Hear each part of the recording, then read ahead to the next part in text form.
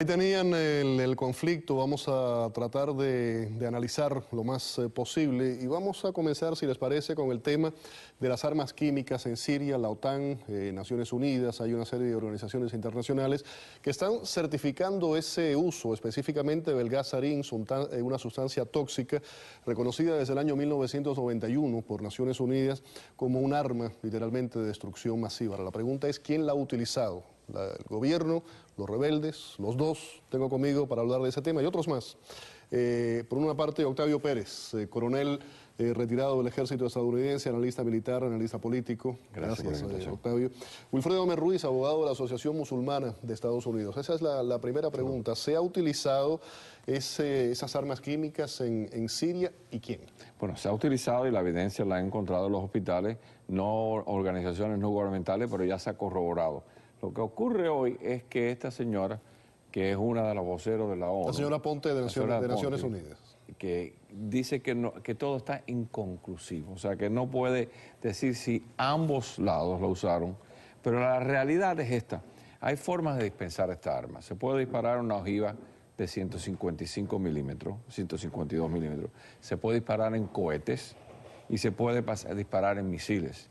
Hoy por hoy, los únicos que tienen control de misiles y cohetes son el ejército de Assad. Que una ojiva de 155, que esos son ojivas binarias, que son muy diferentes, porque hay que cargarlas en el momento para que el precursor rompa y se mezcle el gas, la haya disparado un obús que esté bajo control. Eso es una rareza, pudiera darse, pero la preponderancia de la evidencia viene del gobierno. Y las víctimas han sido mayormente todos. Wilfredo, ¿cuál es tu análisis? Yo entiendo que la balanza debe estar inclinada a que quien la usó fue el gobierno, porque el gobierno es el que tiene control oficial de estos armamentos, ¿verdad? Y el gobierno Entonces, es el que... ¿estas declaraciones de esta señora? Puede ser que en el terreno haya algo que sea inconcluso y ella trató de inclinar la balanza a la posibilidad de que no hubieran sido los agentes del gobierno, pero también el uso histórico de este tipo de armamento y el uso histórico de agredir la población civil indiscriminadamente, que lo tiene es la familia de Al-Assad. Así que todo indica que quien muy probablemente lo haya hecho es el régimen de Bashar al-Assad, primero porque es quien tiene el control y segundo porque tiene un récord de crímenes de lesa humanidad vamos histórico. Ahora a poner el dedo en la llaga, que es donde yo sé que ustedes tienen posiciones distintas, y vamos a ver lo de Israel, la participación de Israel. Ahí tienen el informe. Aviones de guerra israelíes atacaron el domingo áreas de la capital de Siria y sus alrededores, causando varias explosiones y destruyendo un cargamento de misiles guiados de alta precisión de fabricación iraní, que se cree que estaban por ser entregados al grupo extremista Hezbollah en el Líbano. El gobierno sirio describió las incursiones contra su territorio como una flagrante violación del derecho internacional, que convierten en más peligrosa la región del Medio Oriente. El mando militar de Israel desplegó el domingo 2 baterías de su sistema de defensa con cohetes Domo de Hierro en el norte del país y describió la decisión como parte de las evaluaciones de la situación en curso. Wilfredo, reacción. Mi reacción es, y no se debe malinterpretar con uno simpatizar, porque no simpatizo lo más mínimo con el gobierno criminal de Bashar al-Assad, que ojalá cuando termine el programa no esté en el poder. Pero lo cierto es que eso no justifica que Israel viole el derecho internacional y agreda unilateralmente a Siria como ha hecho, porque, y eso es lo que nos hace pensar, Félix, es que todo esto quien en realidad lo provoca es la inacción de las potencias mundiales, la comunidad internacional, que abre el espacio para que estas violaciones al derecho internacional, como es el bombardeo de Israel al territorio sirio, ocurran, ¿verdad? Y eso es lo peligroso en seguir internacionalizando el conflicto, porque a la vez promueve que Irán se sienta justificado para seguir armando Hezbollah y que otros actores internacionales se sientan envalentonados para actuar en el terreno de juego. Y eso es lo muy peligroso para la estabilidad mundial y geopolítica. Por eso es que Kerry está corriendo ahora a Moscú para hablar con Lavrov y apaciguar las aguas, porque hicieron algo, es algo que de verdad pone la situación en el terreno muy, muy inestable. Octavio. Mira, tú has oído el cuento del ladrón que roba una casa, se lleva todo y se le cae la billetera con la licencia. Esta es la segunda vez que se ataca la misma instalación donde en enero se destruyeron más misiles, un convoy de misiles que le parece volar.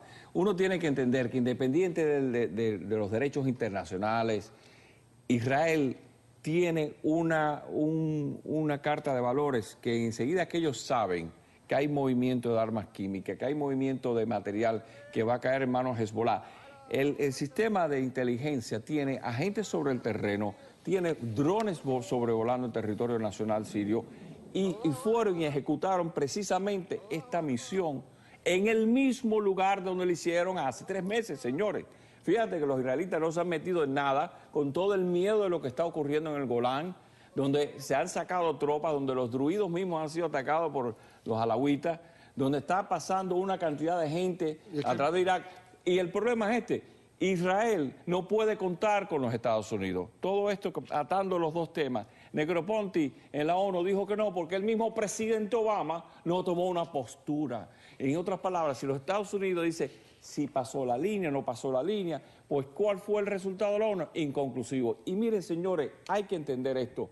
El gobierno de Israel tiene una sola nota musical: la defensa de su país. Cuando se ve intimidado y está vigilando a estos individuos haciendo traspaso de municiones, ataca. Vamos a abrir a Wilfredo. Y el problema es el doble rasero moral, porque para algunas cosas Israel propone en la mesa las violaciones de derecho internacional de alguna parte en algún conflicto, pero para otra parte se siente como que puede actuar unilateralmente sin el aval de la comunidad internacional. No podemos dejar el derecho internacional al lado, porque nuestro mundo, si dejamos eso, entonces Rusia mañana puede meter allí 2 portaaviones y 100.000 tropas, bajo el mismo pretexto de que tiene que proteger el puerto de Tartus y los intereses rusos. Y eso es lo que tenemos que evitar, que los países actúen unilateralmente, porque abre las puertas a alguna reacción de la que mañana podríamos lamentarnos cómo sería una posible intervención rusa. Sabemos de la inacción de la que hablaba Wilfredo anteriormente, pero ¿debería haber un consenso internacional?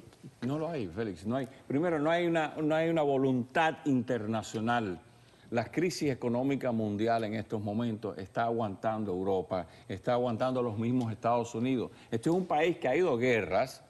Este es un país que se acaba de gastar $353 millones en buscar a 2 individuos que hicieron un ataque terrorista y lo encontraron. Ahora todo el mundo empieza a contabilizar los gastos en Boston. Pero no se pensó un momento lo que iba a costar cuando estaban buscando esos 2 muchachos.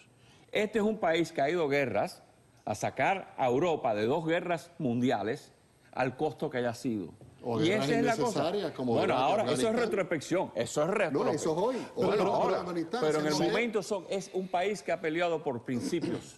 Y en estos momentos, con esta nueva presidencia, aquí por es la economía. Aquí no es principio. Bueno, economía, pero la cuestión es que este presidente ha sacado tropas fuera de tiempo. ¿Qué le interesa a de Estados Irak, Unidos la democracia? Y ha habido problemas. Los derechos y lo mismo de la le va a mujer ocurrir en Afganistán. Todo. En Afganistán no le interesa a Estados Unidos lo más mínimo los derechos de la mujer, que si se trafica o no, y si es el mayor productor de opio en el mundo. Pero si esa fue la razón principal, a ver, por eso que tiene la OTAN.